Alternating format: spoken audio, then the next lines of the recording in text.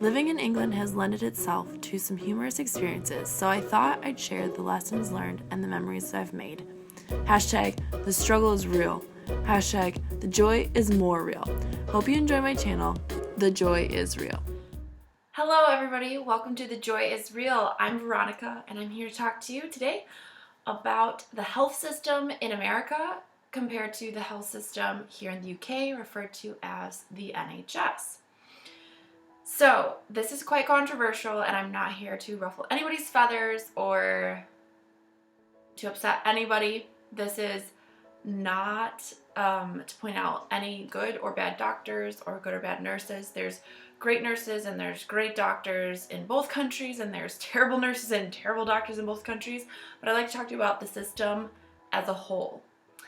And I also want to preface this with, I'm maybe not the best person to be deciding for you. This is just my personal experience. And I typically, thankfully, am so blessed to be a very healthy person and have not needed a huge amount of medical assistance in either country. So I'm basically just going to tell you about the few times that I have needed help from the hospitals and medical care. And it's not been a lot. I've been really blessed to not need a ton of medical intervention in my life.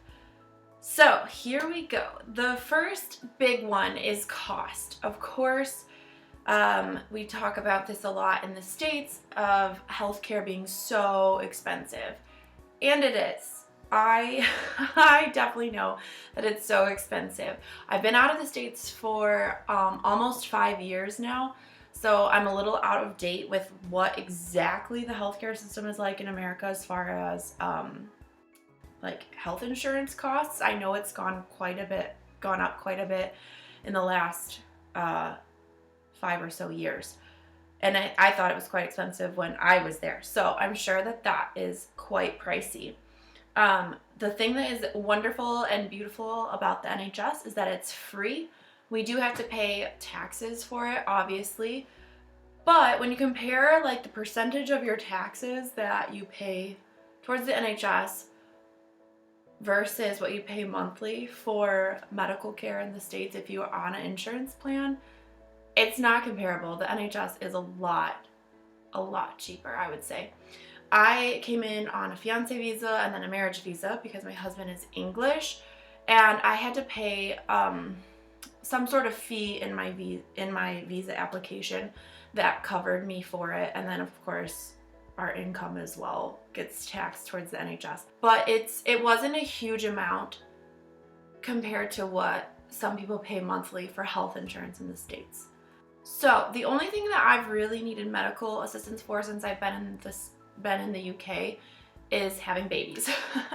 I've had 3 pregnancies here and I just had a set of twins. So one of my experiences is I had hyperemesis gravidarum with both pregnancies, which is extreme morning sickness where you suffer from horrible dehydration because you're being sick all the time. And so I had to go to the hospital multiple times with all of my pregnancies to get IV fluids. And the first time that I had to go to the hospital, I was floored that when I was done and we left, that we just walked out. I asked my husband, where's the reception? Where do we pay? Sure, what do we do? He's like, you just leave. What? You just walk out? You just get discharged and you walk out? There's no, desk or anything? And he was like, nope, you just leave. It's paid for. It's covered. What are you talking about? And that blew my mind that there's no, desk to walk up to and hand over my life savings to. So that was really a crazy experience to me, that you just walked out and it was paid for. My experience in America, so different. So I was a teacher back in the States and had pretty good medical coverage with being a teacher. But I switched jobs and there was 1 week of my entire life that I didn't have health care because I was like, I never get sick. It's 1 week in between jobs. It's fine.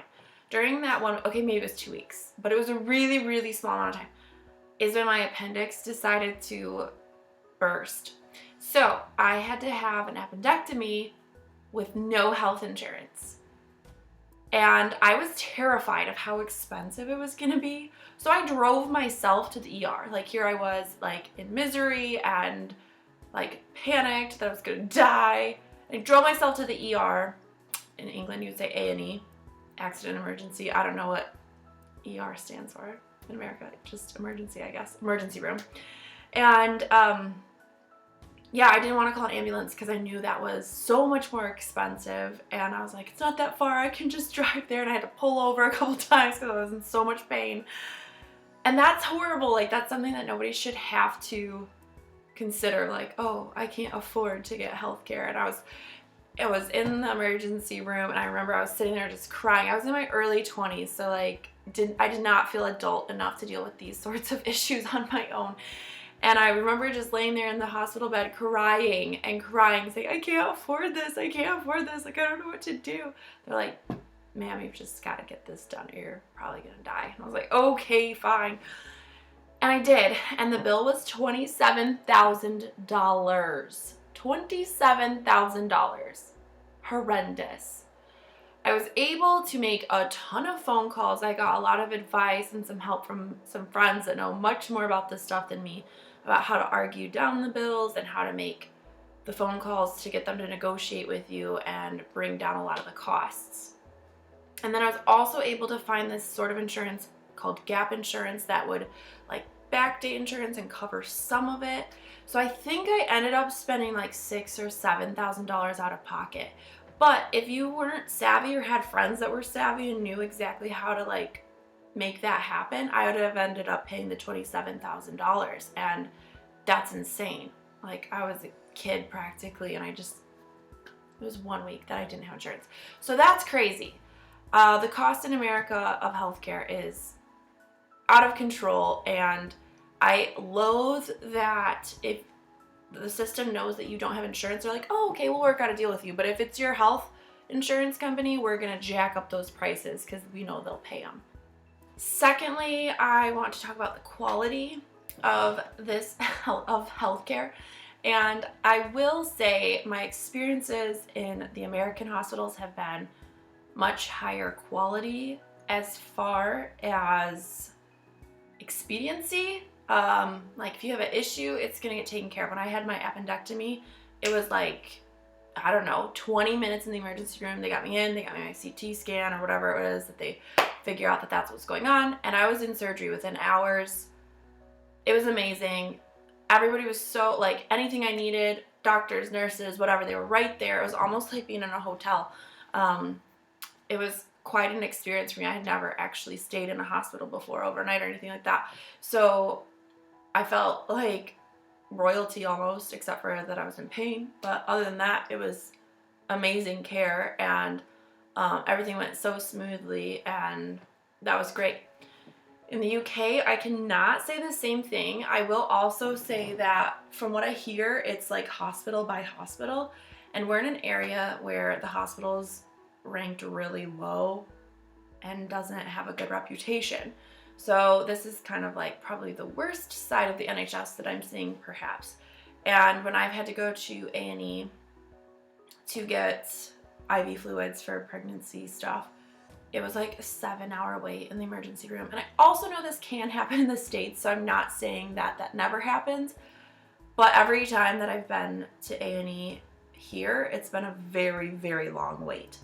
I have since then found out that there's like a walk-in clinic that I can go to for stuff like this that isn't quite emergency related, and that's much quicker. It's a little bit like urgent care in the States, so that's been a lot better of an experience.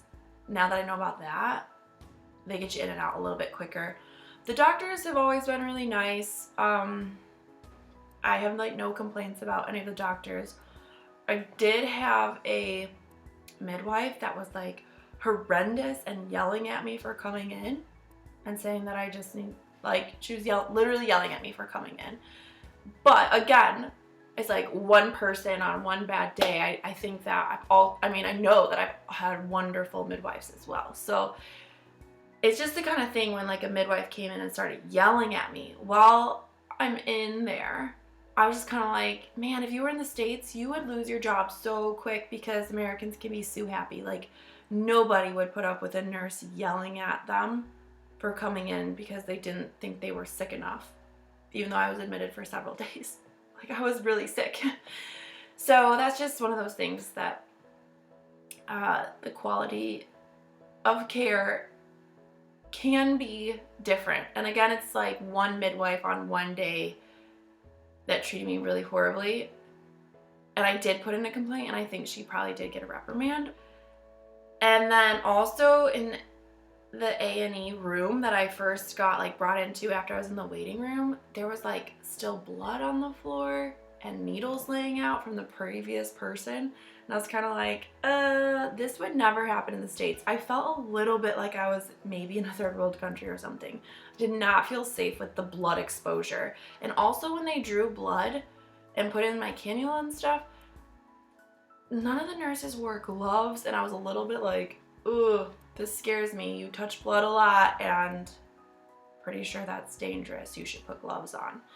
Again, I think in the States that's like, whew, you'd lose your job for that. But it's just not the same. It's not quite the same here in that people aren't so quick to, they're not so sue happy, I guess. I don't know. Also, this is not hugely important, but the decor of the hospital it's so outdated here in the UK, at least the one that I'm at.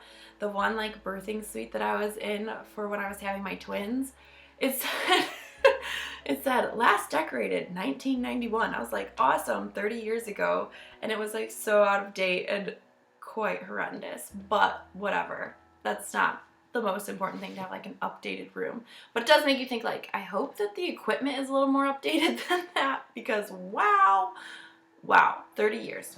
Okay, so my personal experiences, here's a couple more that I've had. So when I had my twins, I decided for personal reasons that I wanted a C-section, and they were like, we don't have time to give you one, and you're not an emergency, so no. And I was like, what? Because in the States, it's like, okay, we'll go prep OR2 for you down the hall. And like they push it. They kind of like want you to get a C-section. It sounds like from my friends' experiences, because it makes them more money. So America is a lot more like cost-based. Like, hey, if we recommend this surgery, or hey, if we recommend this or that, it's gonna make us more money. Whereas when I was in the hospital with my twins, several doctors tried to tell me that like they prefer if I didn't, since I didn't for sure need one, blah, blah, blah. I did end up having a C-section for a variety of reasons, but it took a lot longer. So I couldn't have like a scheduled C-section because I wasn't deemed like high enough risk. So I had to just go get induced. Things didn't go well. And then I wound up with a C-section, and the situation was fine. Nobody, it was no problem. We had healthy twins, praise God. And the doctors were amazing, and the midwives were amazing, and everybody was fine. It was a good situation. It just took so long. Like, once the C-section was decided, it took like, I don't know, 14 hours or something until they could get me in, because they were just so understaffed. And like, I just don't think that would happen in the States, but maybe it would. I don't know. I've never had a baby in the States, so I can't really say.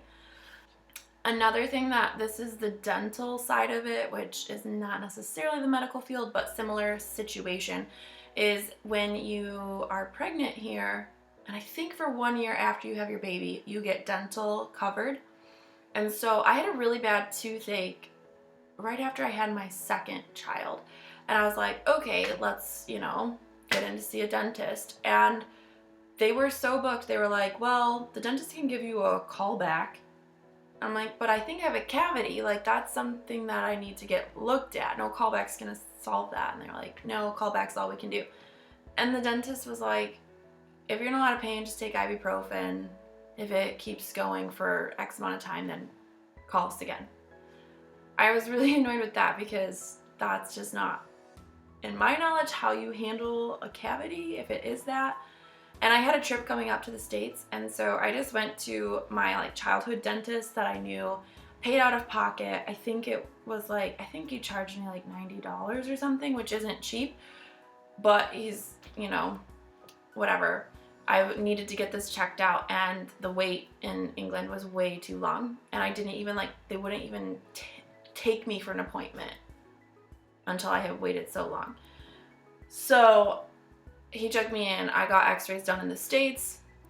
Turns out I was just grinding my teeth because apparently having kids is super stressful and makes you do crazy things like start grinding your teeth.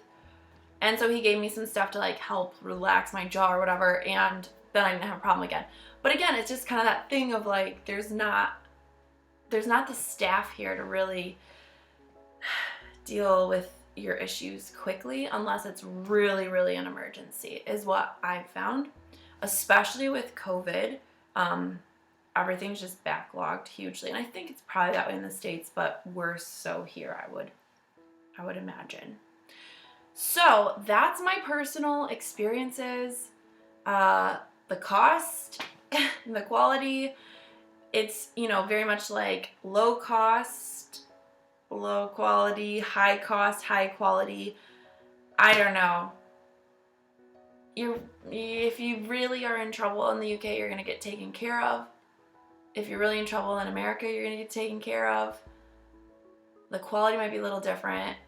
You're definitely going to pay more in America. There's pluses and minuses to both of the systems. I'm really appreciative to the wonderful doctors that I've had in both countries. I'm really appreciative to the wonderful nurses and other staff that I've had in both countries. I'm grateful that the handful of times my life has felt a little bit in danger, that there's a medical system at all in either country. I don't think any system is perfect. There's pluses and minuses to both of the systems. This is just my experience. I would say the quality wins in the American category and the cost wins in the UK category. If there's something urgent, you're going to get taken care of in both countries. If it's something that is like a preference, probably America's going to be a little better. If you just would like an elective something that's not necessarily going to kill you, it's probably going to get taken care of quicker in America. That's my experience, my opinion. Take it for what it's worth. I'm curious what your experiences have been. I'm probably way off. Again, I said this is controversial. I'm not here to upset anybody, but this is just what I've found. All right, have a great day, and I'll see you next time. Bye.